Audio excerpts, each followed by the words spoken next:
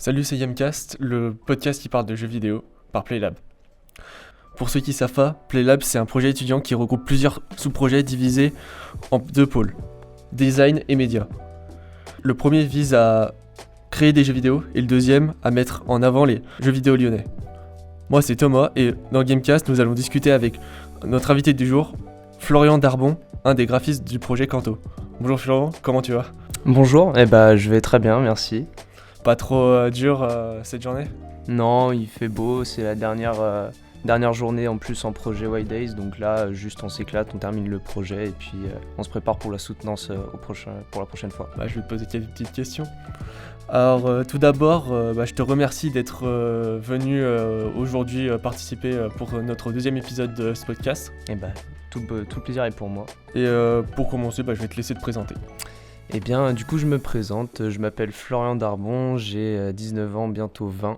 Je suis en première année de création et digital design. Et donc là du coup je fais partie du projet Kanto de l'incubateur Playlab. Est-ce que tu peux nous présenter le projet dans lequel tu es ? Alors Kanto du coup c'est un des 3 projets UX/UI direction artistique de Playlab. On est en fait un peu plus spécialisé dans le domaine du jeu mobile. Et le gros but de notre projet, c'est d'aller chercher des vrais développeurs qui font des jeux mobiles et de leur proposer des services pour améliorer leurs jeux sur les points du UX, UI et direction artistique.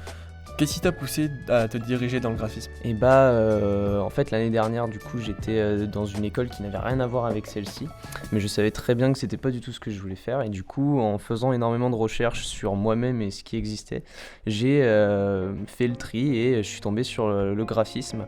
Et en fait il se trouvait que juste avant, même au lycée et tout ça, je faisais déjà des montages assez bas de gamme, mais je touchais à Photoshop et ce genre de choses et je me suis dit pourquoi pas pousser le truc plus loin. Et du coup je me suis trouvé à Innov avec les journées portes ouvertes et tout ça. Je me suis dit que c'est vraiment ce que je veux faire, c'est un domaine dans lequel je peux être bon et qui m'intéresse. Et là depuis cette année ça se passe super bien et je kiffe le graphisme. T'as dit que t'étais dans un autre truc, tu faisais quoi avant ? J'étais en fac de STAPS. J'ai choisi fac de STAPS parce qu'il fallait faire un choix juste après le lycée et qu'on nous badigeonne avec le Parcoursup et du coup j'ai fait un choix. Ce qui ne sert strictement à rien. Et du coup, en quoi consiste ton rôle de graphiste au sein de ton projet ? Quelle est tes missions principales ? Du coup, en tant que graphiste, quand un jeu fait appel à nos services, je suis celui qui va en priorité s'occuper de... si jamais il y a besoin de refaire un logo par exemple, c'est moi qui vais faire tout le projet logo. S'il y a besoin de déterminer une nouvelle charte graphique, ça sera à moi de le faire aussi.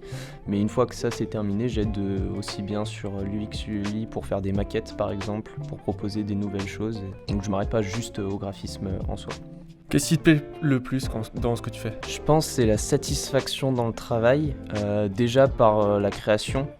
Pour donner un exemple, si je réalise un logo pour un professionnel, il y a déjà toute la démarche de création, donc trouver une idée, faire beaucoup de recherches et d'essais jusqu'à trouver la bonne combinaison. Et quand on a cette combinaison, déjà on a une satisfaction. Et après c'est les retours et les avis par le concerné directement. Et puis après par ceux qui sont touchés par le logo. Imaginons, c'est une grande surface, pour faire simple. Tous les gens qui vont voir ce logo, ils pourront avoir des avis dessus. Moi je vais les entendre, les écouter. Et s'ils sont positifs, c'est encore de la satisfaction. Et puis même moi, de voir mon travail exposé au grand public, c'est vraiment, vraiment cool. Quel est le jeu sur lequel tu as le plus aimé travailler ? C'est un jeu avec lequel du coup j'ai pu travailler grâce à mon projet Kanto. Qui s'appelle Against Tether. C'est donc du coup un jeu en RPG fantasy. On incarne un petit bonhomme qui se retrouve dans un monde de magie un peu, mais qui est à la recherche de son passé. Et donc du coup j'ai eu le privilège entre guillemets d'essayer la démo du jeu pour ensuite faire un audit et des retours dessus. Et donc déjà juste le fait de jouer un jeu et de pouvoir apporter mon avis et des conseils dessus, c'était vachement intéressant. Et donc j'ai pu travailler sur un nouveau logo qui va être gardé pour le jeu. Et j'ai aussi donné beaucoup de conseils sur l'UX, notamment le sound design.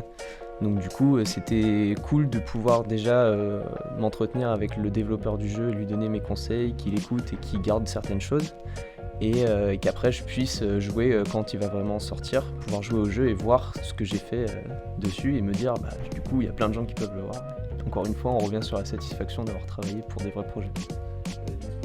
Il est dispo sur quelle plateforme? Il va être disponible sur Steam. Ok. Que sur PC ou... C'est un jeu PC, ouais. Comment il s'appelle le jeu? Against Tether. Est-ce que vous travaillez sur un autre jeu? Alors du coup on a pu travailler sur LP aussi, qui est un jeu cette fois plutôt familial. Le but en fait c'est de créer des liens entre membres de la famille, ça va de 7 ans jusqu'à 99 ans. Donc vraiment le public cible c'est petit-fils avec grands-parents. Et donc c'est des jeux assez ludiques et assez simples, avec des possibilités de varier les difficultés et ce genre de choses, mais c'est vraiment des jeux style puzzle, il y a des mémos, des jeux de coopération, tout ça, et c'est adapté vraiment à toute tranche d'âge, mais du coup on a pu faire un test utilisateur en prenant des groupes de 2 dans le projet Playlab et leur faire jouer directement à LP. Et on a pu ensuite en déduire quelques problèmes à résoudre en UX UI. Et voilà. On comprend donc que avec tout ça, le design c'est une chose très importante pour vous et dans le jeu vidéo.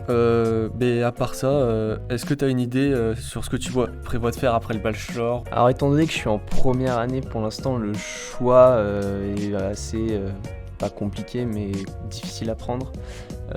J'ai déjà pu entendre les possibilités de sortie si on veut directement partir en freelance ou directement en salarié. Mais déjà pour choisir un thème dans lequel j'aimerais vraiment me professionnaliser, ce serait sûrement la direction artistique, parce que c'est le domaine qui pour l'instant en tout cas est celui que je préfère et dans lequel je suis le meilleur. Et puis de ce que je vois, de ce qui est possible après en termes d'évolution professionnelle, il y a vraiment quelque chose d'intéressant à aller chercher. Je pense pas rester toute ma vie juste salarié, ça peut très bien être patron d'une société ou directeur artistique, des choses comme ça. Donc pour l'instant partir minimum bachelor et en direction artistique. Est-ce que tu as, quand tu auras fini ton bachelor, est-ce qu'il y aurait un studio en particulier que tu aimerais bosser? Pour l'instant non, j'attends de faire des stages dans différents studios, que ce soit sur Lyon ou ailleurs, qui déjà me donneront une idée de ce que c'est la vie professionnelle dans ce milieu et qui pourquoi pas me donneront aussi des contacts avec qui je pourrais m'entretenir pour justement explorer les choix qui me sont faits et prendre une décision. Est-ce que tu te vois dans 10 ans dans le métier que tu fais? Dans 10 ans, c'est sûr que je vais rester dans le métier du graphisme. De toute façon, je me vois pas déjà consacrer 3 voire 5 ans d'études pour rester juste dans 10 ans, pour dans 10 ans changer de filière ou de métier. Mais surtout, je vais faire en sorte, j'espère, de trouver un moyen de gravir les échelons pour être dans une entreprise qui vaut le coup, sur un poste qui vaut le coup, dans lequel j'ai quand même un peu d'importance et qui me permet aussi, même si c'est compliqué, d'être assez libre dans mes projets et dans ce que j'ai envie de faire. Qu'est-ce que tu conseillerais à ceux qui voudraient commencer à faire dans le design? Déjà, si on se pose la question, il faut être sûr que c'est quelque chose dans lequel ça peut nous plaire, sans dire qu'il faut être bon dans le domaine, parce que de toute façon tout le monde n'est pas bon en commençant quelque part, ça peut partir d'une envie, mais par contre il faut se dire que derrière il va falloir travailler certains aspects importants comme le sens, avoir un goût assez approprié et comment dire, avoir un esprit assez ouvert sur tout ce qu'on peut faire, avoir une grande créativité. Faut se dire qu'aussi il va falloir être bon dans tout ce qui est logiciel, bien sûr, être à l'aise avec un ordinateur et tous les logiciels qu'il va falloir apprendre parce qu'il y en a beaucoup. Mais franchement, je pense qu'aujourd'hui n'importe qui peut se lancer dans le design graphique. Surtout qu'il y a tellement de portes que ça peut ouvrir qu'il n'y a pas juste un domaine. Moi j'ai cité la direction artistique, mais il y a tellement de choses où peut-être on peut toucher à moins et du coup réduire un peu la quantité de travail et de ce qu'on peut faire. Mais franchement n'importe qui peut se lancer et faire quelque chose qui lui correspond à son niveau bien sûr. Qu'est-ce qui te passionne dans le gaming ? C'est le fait d'être un peu coupé du monde. C'est entre guillemets un refuge si jamais tu t'embêtes, tu as des problèmes, tu n'as pas envie de faire quelque chose et que tu as envie de passer un moment calme ou même pas forcément calme si tu joues avec d'autres gens. J'aime vraiment ce sentiment de me dire je suis dans un autre monde, je suis tranquille. La plupart du temps quand je joue à des jeux solo, c'est vraiment le moment où je fais ce que j'ai envie au rythme que j'ai envie. Et le fait de découvrir qu'il y ait un nouveau monde qui s'ouvre à moi, des nouvelles possibilités, et même ça, du coup, de jouer à des jeux vidéo, ça pousse ma créativité, ça m'aide à avoir de plus en plus d'idées, et dans mon travail, ça m'aide aussi. Donc jouer régulièrement à des jeux vidéo, quelque part, c'est aussi une source d'inspiration. Du coup, je suppose que tu as dû voir le trailer de Unrecord. Qu'est-ce que tu penses de l'évolution des moteurs graphiques de ces dernières années ?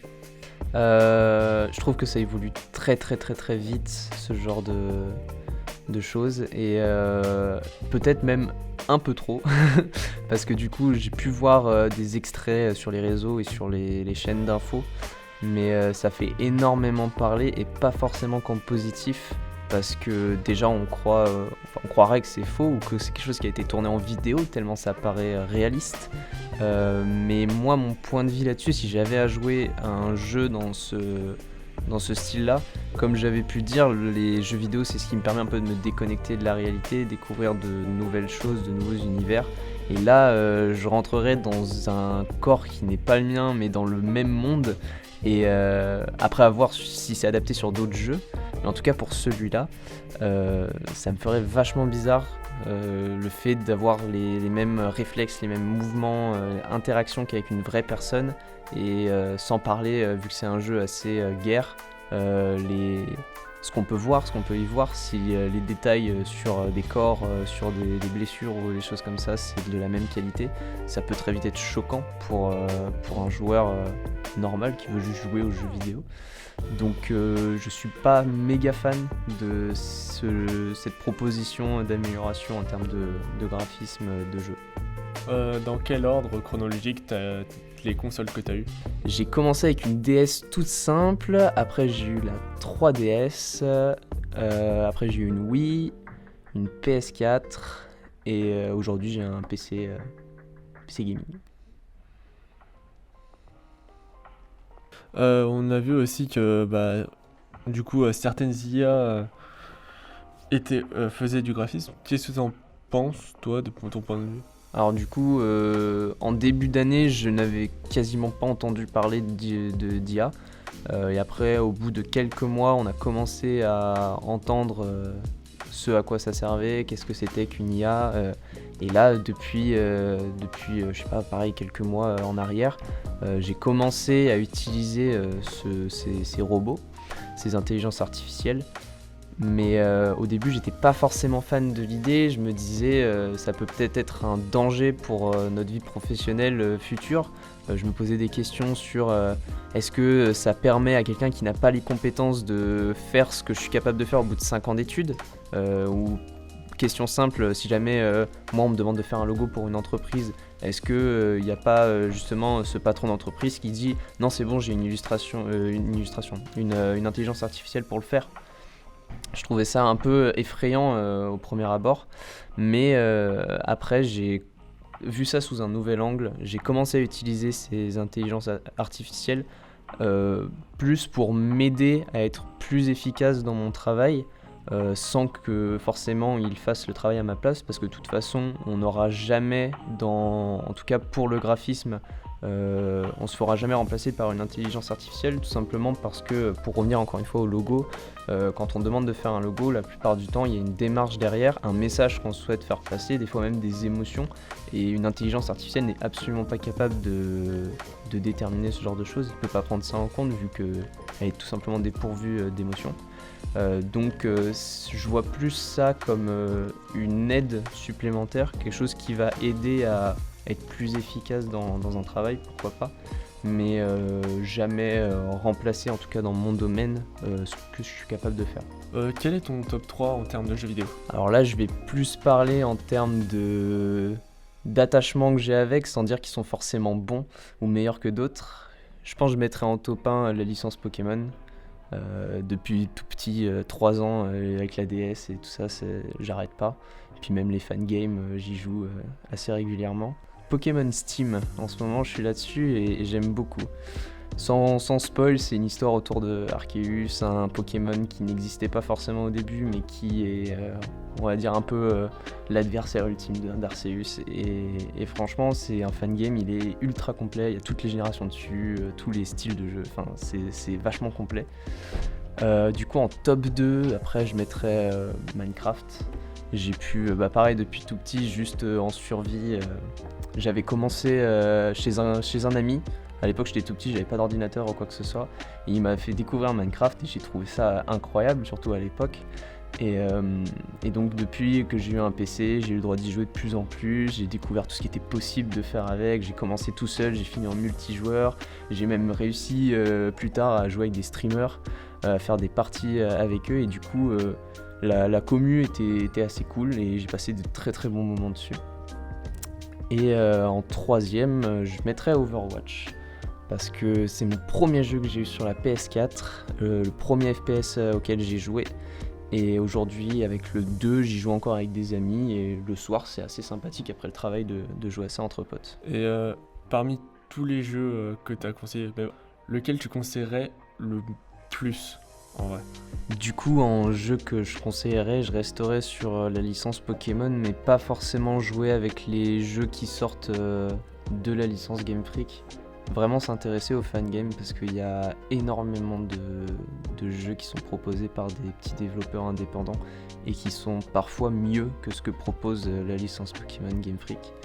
Et de chercher que ça va être par contre plus sur PC que sur console parce qu'il faut des émulateurs pour jouer à ce genre de jeu. Mais c'est assez facile à télécharger et à mettre en place et il y en a pour tous les goûts. Vraiment, il y a, et puis quand on voit des Pokémon comme par exemple, un autre exemple c'est Infinite Fusion où le jeu se passe déjà dans une région assez sympathique et qui permet en fait de fusionner tous les Pokémon entre eux. Donc on peut prendre 2 Pokémon au hasard, utiliser un objet pour les fusionner et on se retrouve avec une nouvelle forme, des nouveaux types et ça ouvre encore plus le monde de Pokémon. Et si on est déjà fan, c'est vraiment un plus qui est cool à découvrir. Est-ce que tu as des jeux que t'attends, que t'as hâte qu'ils sortent ou qui t'ont hype en ce moment? Pas vraiment. En ce moment, je sais même pas trop ce qui sort. J'ai hâte que Against Ether sort. Parce que du coup, pour tout ce que j'ai dit, pour le travail que j'ai mis dedans et surtout pour pouvoir aller plus loin que la démo et découvrir vraiment ce jeu en entier. Mais à part ça... Qu'est-ce que tu penses des remakes? Alors les remakes de jeux, j'en connais pas énormément. Les seuls que je connais, c'est les remakes de Pokémon. Et mon avis là-dessus, je pense pas que ce soit la même chose pour tous les autres jeux, mais c'est que ça apporte pas vraiment grand chose. Dans le sens où, en tout cas pour le jeu Pokémon, c'est juste une meilleure qualité graphique qui est proposée. Souvent l'histoire n'est même pas changée. Donc en plus moi qui suis un peu plus du côté, j'aime bien le côté rétro des jeux quand ça fait un peu graphique des anciens, pas ultra détaillé comme on peut faire aujourd'hui. J'y vois pas vraiment un grand intérêt d'y jouer. J'y gagne pas en découverte, si ce n'est revoir des choses déjà vues mais un peu plus jolies. J'aime mieux quand on adapte le jeu avec une nouvelle histoire ou avec au moins quelques changements. Mais juste se dire on va faire le même jeu mais dans un autre, avec la technologie d'aujourd'hui pour que les graphismes soient meilleurs. Je vois pas l'intérêt si ce n'est que du coup les licences se font de l'argent avec un truc qu'ils ont déjà fait quoi. Eh bien je te remercie encore une fois d'être venu pour répondre à nos questions. Et moi j'ai passé un bon moment et j'espère que tu vas réussir dans ce que tu fais. Toute l'équipe Gamecast vous remercie d'avoir écouté ce podcast. J'espère qu'il vous aura plu. Et on se retrouve pour un prochain épisode.